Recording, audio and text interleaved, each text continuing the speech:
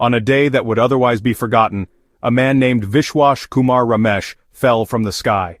He was aboard Air India Flight 171, a state-of-the-art Boeing 787-8 Dreamliner, soaring towards a London sunrise. But the sunrise never came for the more than 200 souls on that flight.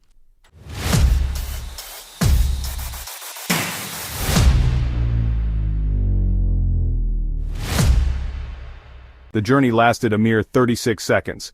36 seconds between the roar of takeoff and a devastating silence. The plane crashed. It disintegrated upon impact, a tragic end to a flight that had barely begun. Yet in the midst of this absolute catastrophe, one person lived. Vishwash Kumar Ramesh. This is not just a story of survival, it is a story about the extraordinary chain of events, the almost unbelievable sequence of chances that had to align perfectly for one life to be spared, against all imaginable odds. How does one person walk away from a disaster that claimed everyone else?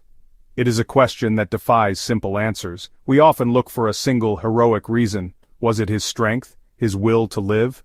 Those things mattered, of course. But the story of Vishwash Kumar Ramesh is more complex than that. His survival was not the product of one single thing, but of a cascade of small, seemingly insignificant details. It was a story written by physics, by engineering flaws, and by sheer dumb luck. It was the story of where he sat, how the plane broke, and what the ground was made of. Each factor on its own was a small piece of a puzzle, but when put together, they formed a picture of a miracle. To understand how Vishwash survived, we have to zoom in, to look past the large-scale horror of the crash and focus on the minutiae. We must examine the precise location of his seat, 11A. We need to understand the structural dynamics of a Boeing 787 as it comes apart under unimaginable stress. We have to consider the very ground onto which his small piece of the world fell. It is a tale of exceptions. While the rest of the aircraft met a fate dictated by the brutal laws of velocity and mass, Vishwash's small section followed a different path. It was a deviation, an anomaly in a story of otherwise uniform tragedy. This is the outlier's tale. The world remembers disasters for their scale, for the number of lives lost. We memorialize the tragedy, but what do we do with the miracle? How do we process the one who gets away? The survival of Vishwash Kumar Ramesh forces us to confront the randomness of fate. It reminds us that even within the most structured and predictable systems, like air travel, there exist tiny cracks where the improbable can slip through.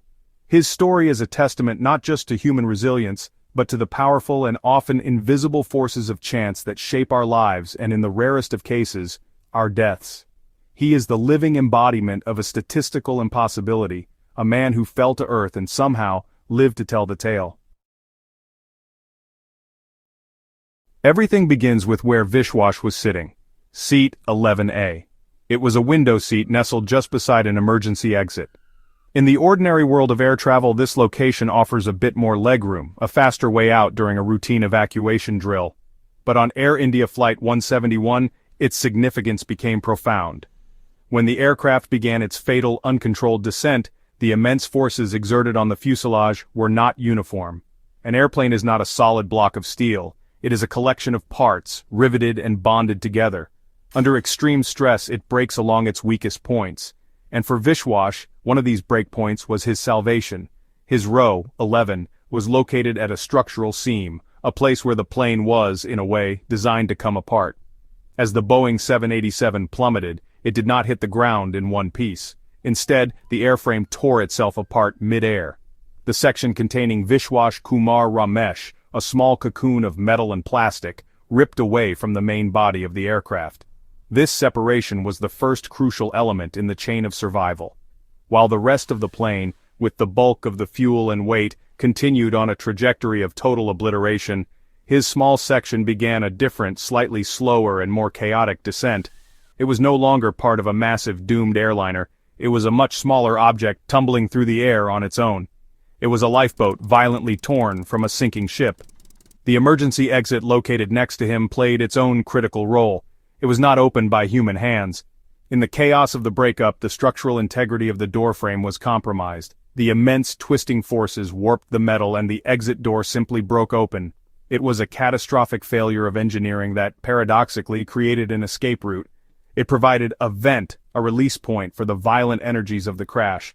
For everyone else, the sealed cabin was a trap. For Vishwash, this broken exit meant he was not sealed inside a container destined for pulverization. It created an opening, a possibility, even before his section had finished its fall. So we have two improbable events happening in sequence.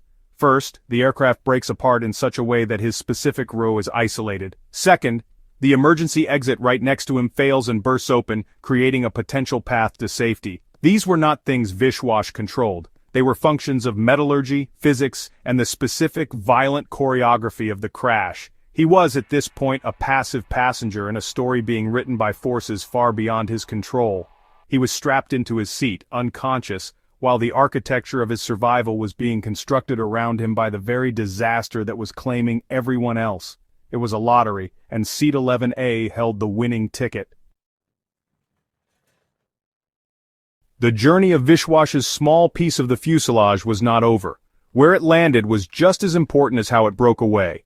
The main wreckage of Flight 171 carved a massive crater into the earth, a scene of utter devastation.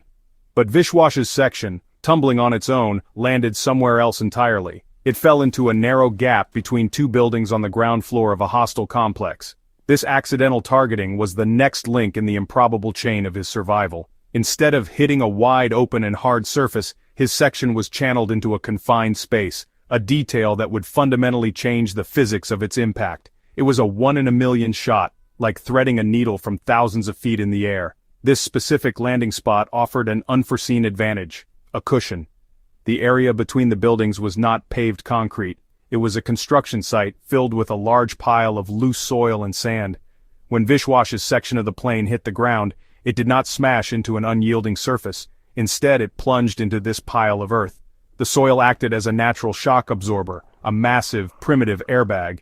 It cushioned the impact, dissipating the deadly kinetic energy over a fraction of a second longer than it would have otherwise. This slight deceleration drastically reduced the G-forces exerted on his body, the very forces that are so lethal in high-speed crashes. The soft ground literally saved him from being crushed by the impact. Furthermore, the absence of a major internal explosion at the moment of impact was another critical stroke of luck. Aircraft crashes are often accompanied by massive fireballs, as thousands of liters of jet fuel ignite. This is what makes survival so rare. The main wreckage of Flight 171 was consumed by fire. But because Vishwash's section had detached early in the breakup sequence, it was separated from the main fuel tanks located in the wings and the central fuselage. When his section landed, there was no catastrophic explosion, no inferno to engulf the wreckage. The survivable space that had been created by the breakup was preserved. There was wreckage and ruin, but there was no fire. Think of it as a perfect storm of good fortune. A detached cabin section, a landing spot in a narrow confined alley, a massive pile of soft earth acting as a cushion, and the absence of an immediate, all-consuming fire. Any one of these elements missing would have resulted in a different outcome. If his section had landed on the street just a few meters to the left or right, the impact would have been fatal. If the ground had not been piled with soil, the G-forces would have been unsurvivable. If a fire had broken out, his escape would have been impossible. It was a sequence of luck, a cascade of happy accidents in the midst of a terrible tragedy. Fortune can deliver a person to the threshold of survival, but it cannot carry them across. The final crucial element in the story of Vishwash Kumar Ramesh was his own. After the violent landing, amidst the twisted metal and shattered plastic of his small prison, he regained consciousness. This in itself was remarkable. He was injured, disoriented, and surrounded by a silence that was more terrifying than the noise that had preceded it. In that moment, instinct took over where luck left off. The human will to live, a force as powerful as any law of physics, asserted itself. He was alive, and his body and mind knew on some primal level that he had to move. His actions were simple, but they were everything. He unbuckled his seatbelt.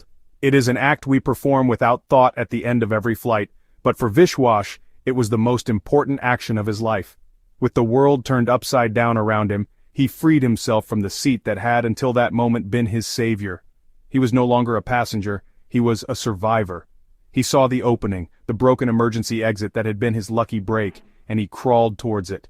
He pushed himself out of the wreckage, out of the tomb that had almost claimed him, and into the dusty air of the world outside. He had escaped. This final act highlights the profound interplay between chance and resilience. For all the incredible luck that had placed him in that survivable position, the seat, the breakup, the soft landing, the lack of fire, it would have all been for nothing had he not woken up. It would have meant nothing if he had not found the strength to unbuckle his belt and crawl to safety. Disasters of this magnitude often leave no room for human agency. They are events of overwhelming force. But in the small, protected space created for Vishwash, a window of opportunity opened, and he was able to seize it. His conscious actions were the final, indispensable piece of the puzzle. The story of Vishwash Kumar Ramesh is therefore a lesson in the complexity of survival. It reminds us that miracles are not just single divine acts. They are often the result of a long chain of improbable events, a conspiracy of fortunate circumstances, but they also require a human component. They require the strength to take a breath when the air is thick with dust, the clarity to perform a simple action in the midst of chaos, and the primal urge to move towards the light.